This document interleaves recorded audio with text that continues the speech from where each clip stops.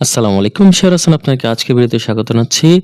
আজকে একটি দীর্ঘ বিরতির পর আবার আমি আপনাদের সামনে হাজির হলাম নতুন ভিডিও নিয়ে এবং আলহামদুলিল্লাহ আজকে ছিল নির্বাচন পরবর্তী ১ম কার্যদিবস শেয়ার মার্কেটের এবং আমরা দেখতে পাচ্ছি যে নির্বাচন পরবর্তী সময়ে শেয়ার মার্কেটে একটা বিশাল বা হিউজ একটা উন্নতি এবং আমরা আশা করছি সামনের দিনগুলোতে এভাবে করে মার্কেট উন্নয়ন ঘটবে এবং আমরা খেয়াল করছি যে টাকার অঙ্কের লেনদেনও কিন্তু হিউজ পরিমাণে হয়েছে।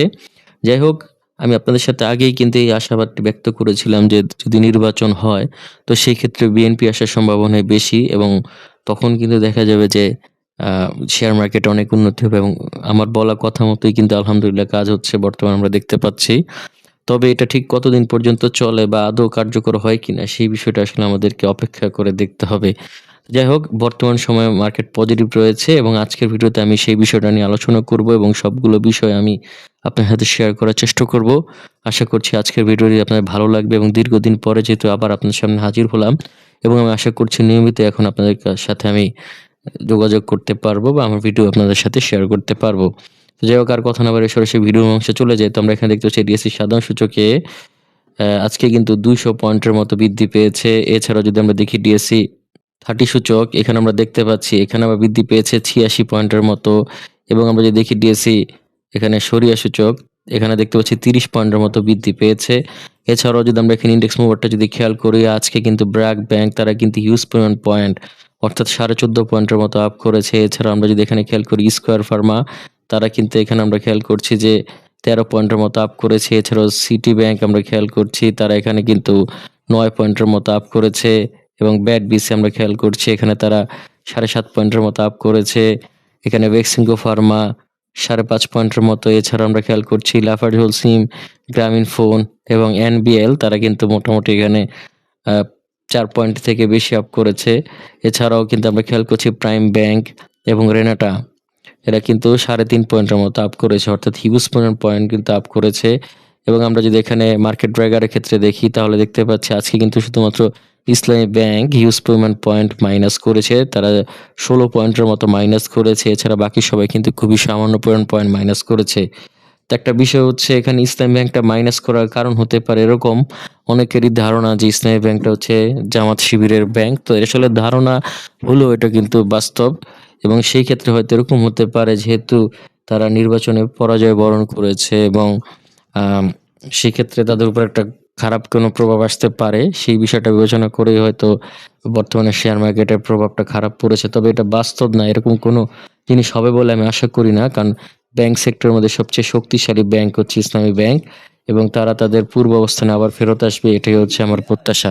এরপরে যদি আমরা এখানে দেখি ট্রেড স্ট্যাটিস্টিক্স তাহলে আমরা এখানে দেখতে পাচ্ছি যে ৩৬৫টি শেয়ার আজকে আপ হয়েছিল এবং আমরা এখানে দেখতে পাচ্ছি যে অপরিবর্তিত ছিল মাত্র ৪টি শেয়ার এবং ২৬টি শেয়ার আজকে পতন ঘটেছে এবং আমরা যদি টাকার অঙ্কের লেনদেনটা যদি খেয়াল করি তাহলে দেখতে পাচ্ছি আজকে কিন্তু হিউজ অ্যামাউন্টের লেনদেন হয়েছে। আমরা দেখতে পাচ্ছি ১২৭৫ কোটি টাকার মতো কিন্তু লেনদেন হয়েছে। এটা খুবই একটা ভালো দিক আমরা খেয়াল করছি। এছাড়াও যদি আমরা এখানে টপ গেইনার এবং লুজারের ক্ষেত্রে দেখি তাহলে দেখছি টপ গেইনার আজকে ওয়ান ব্যাংক তারা কিন্তু হল্টেড হয়েছে, first finance, Phoenix finance, টুংহাই, Jahin spinning, Far East finance, তারপর এসালম কোল্ড স্টোরেজ, এখানে ওএএল, ঢাকা ডাইং, আইসিবি এরা সবাই কিন্তু আজকে কিন্তু হল্টেড বা হিউজ পরিমাণে বৃদ্ধি পেয়েছে বা হল্টেড পর্যায়ে কিন্তু বৃদ্ধি পেয়েছে।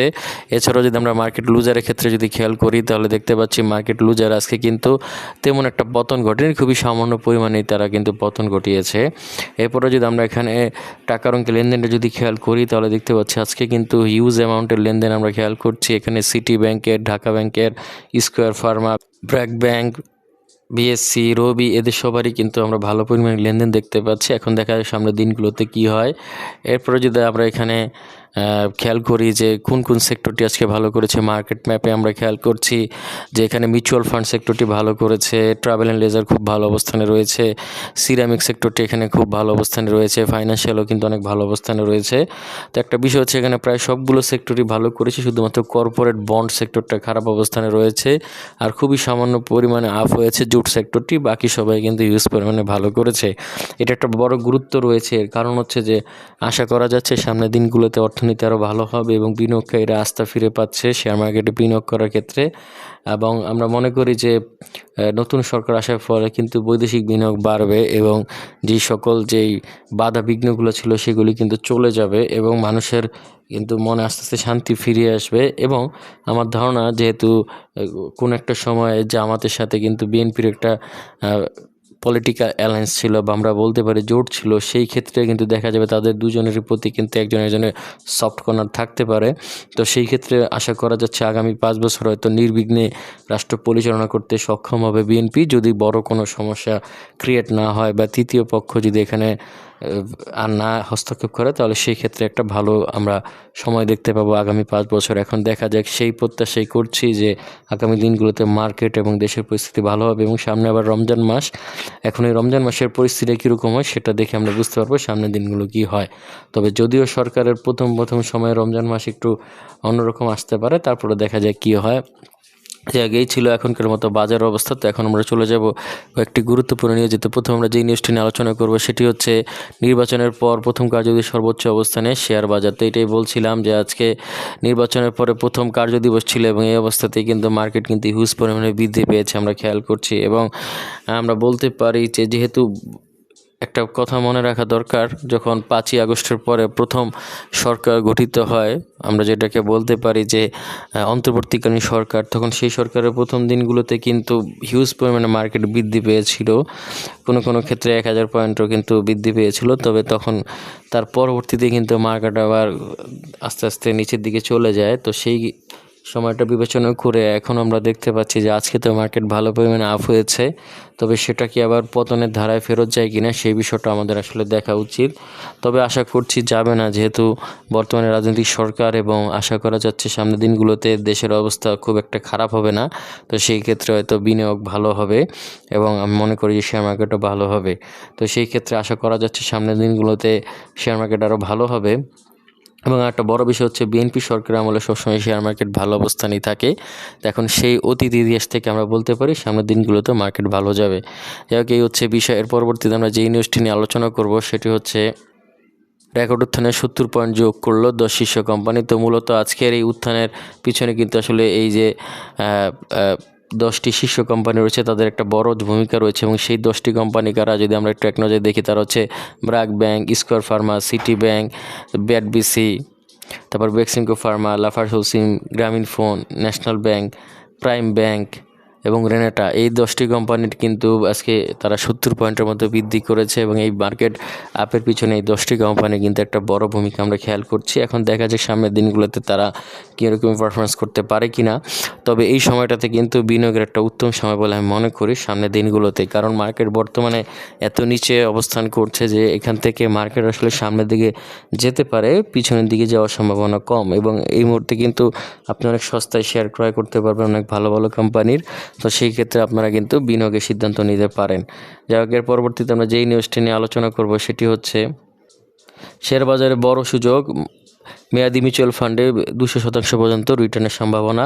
তো মূলত আসলে বর্তমান সময়ে কিন্তু বেশ কিছু মেয়াদি মিউচুয়াল ফান্ডের মেয়াদ শেষ হয়ে গিয়েছিল, সেটাকে আবার নতুন করে বৃদ্ধি করা হয়েছে। তো এই মেয়াদি মিউচুয়াল ফান্ডগুলোর কিন্তু একটা নতুন নীতিমালা জারি হতে যাচ্ছে। সেটা হচ্ছে যে এই মেয়াদি মিউচুয়াল ফান্ডগুলোর যদি আমরা বলতে পারি সম্পদ মূল্য 75% পর্যন্ত না আসতে পারে, অর্থাৎ দেখা গেছে কোনো ক্ষেত্রে কোনো একটা মিউচুয়াল ফান্ডের মূল্য হয়তো, অর্থাৎ ফেস ভ্যালু, যেটা আসলে তাদের প্রথম দিকের মূল্য ছিল 10 টাকা, তো সেটা যদি দেখা যায় যে বর্তমানে অনেক খারাপ অবস্থানের কারণে অনেক নিচে নেমে যায় এবং সেটা যদি ফেস ভ্যালুর তুলনায় যদি 75% পর্যন্ত মূল্য আসতে না পারে, তাহলে কিন্তু সেই মিউচুয়াল ফান্ডটিকে অবসায়ন করা হবে বা এটাকে অমেয়াদি মিউচুয়াল ফান্ডে রূপান্তর করা হতে পারে।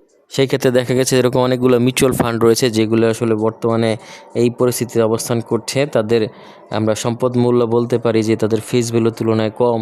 তো সেই ক্ষেত্রে দেখা গেছে যে সেই সকল মিউচুয়াল ফান্ডগুলো হয়তো অবসান ঘটতে পারে এবং তখন কিন্তু তাকে ফেস ভ্যালুতে কিন্তু অবসান ঘটাতে হতে পারে, অর্থাৎ 10 টাকাতে কিন্তু তাকে অবসান করতে পারে এবং সেই টাকাটি কিন্তু শেষ পর্যন্ত যে মিউচুয়াল ফান্ডগুলো ক্রয় করেছে যারা, তাদেরকে দেওয়া হতে পারে।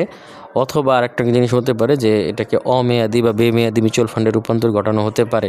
এই দুটোর একটা ঘটলেও কিন্তু আসলে লাভবান হওয়ার সম্ভাবনা রয়েছে। এজন্য মিউচুয়াল ফান্ডে বর্তমান সময়ে বিনিয়োগ একটা লাভজনক পরিস্থিতি সৃষ্টি করতে পারে বলে ধারণা করা যাচ্ছে। যাই হোক, আপনারা দেখে জেনে বুঝে বিনিয়োগ করতে পারেন, দেখা যাক কী হয় সামনের দিনগুলোতে। এর পরবর্তীতে আমরা যেই নিউজটি নিয়ে আলোচনা করব সেটি হচ্ছে 15 ফেব্রুয়ারি ব্লকে 5 কোম্পানি বড় লেনদেন। তো আমরা দেখতে পাচ্ছি যে আজকে কিন্তু ব্লক মার্কেটে 5টি কোম্পানি ভালো লেনদেন হয়েছে এবং তারা হচ্ছে, আমরা যদি এক নজরে দেখি, ওরিয়ন ইনফিউশন লিমিটেড, এরা কিন্তু হিউজ পরিমাণ লেনদেন করেছে। দ্বিতীয় অবস্থানে আমরা যদি দেখি এশিয়াটিক ল্যাবরেটরিজ, এছাড়া আমরা যদি দেখি তৃতীয় অবস্থানে রয়েছে তৌফিকা ফুড, এছাড়াও বাকি দুটিতে অবস্থান করছে সাইহাম টেক্সটাইল এবং সাইপ পাওয়ার টেক। তো আপনারা চাইলে এই সকল শেয়ারগুলোর প্রতি নজর রাখতে পারেন। আশা করছি দীর্ঘমেয়াদে এই সকল কোম্পানিগুলো ভালো করতে পারে, যেহেতু সামনের দিনে আসলে মার্কেট কীরকম পরিস্থিতি সেটা আমরা নতুন সরকারের শপথ গ্রহণের পরে এবং কয়েকদিন যাওয়ার পর আমরা বুঝতে পারবো। এবং আরেকটা বড় বিষয় হচ্ছে, যেহেতু বর্তমানে নতুন সরকার, একদম নতুন মন্ত্রিসভা, এতদিন পর্যন্ত আমরা পুরাতন মন্ত্রিসভায় দেখেছিলাম যে ঘুরে ফিরে একই অবস্থায় ছিল, অনেকটা বলা যেতে পারে নতুন বোতলে পুরাতন মদের মতো। তবে এখন যেহেতু নতুন মন্ত্রিসভা এবং এই নতুন মন্ত্রিসভায় কিন্তু অনেক নতুন নতুন সদস্য আসবে, সেই ক্ষেত্রে নীতি নির্ধারণের যে চিন্তাধারা সেটা অনেকটা পরিবর্তন আসতে পারে। এবং অর্থ মন্ত্রণালয়ে নতুন একজন মন্ত্রী আসার সম্ভাবনা রয়েছে এবং তিনি খুবই অর্থনীতিতে ভালো আশা করা যাচ্ছে। এখন দেখা যাক আসলে তার যেই জ্ঞান রয়েছে সেটা কি আমাদের শেয়ার মার্কেটের জন্য এবং আমাদের অর্থনীতির জন্য কোনো বড় ভূমিকা রাখতে পারে কি না, সেই বিষয়টা এখন দেখার বিষয়। তো আশা করছি সামনের দিনগুলো সব কিছু পজিটিভ হবে এবং সেই প্রত্যাশায় আজকে এখানে বিদায় নিচ্ছি। আগামীতে দেখা হবে নতুন কোনো ভিডিও নিয়ে। সে পর্যন্ত আল্লাহ হাফেজ, আসসালামু আলাইকুম।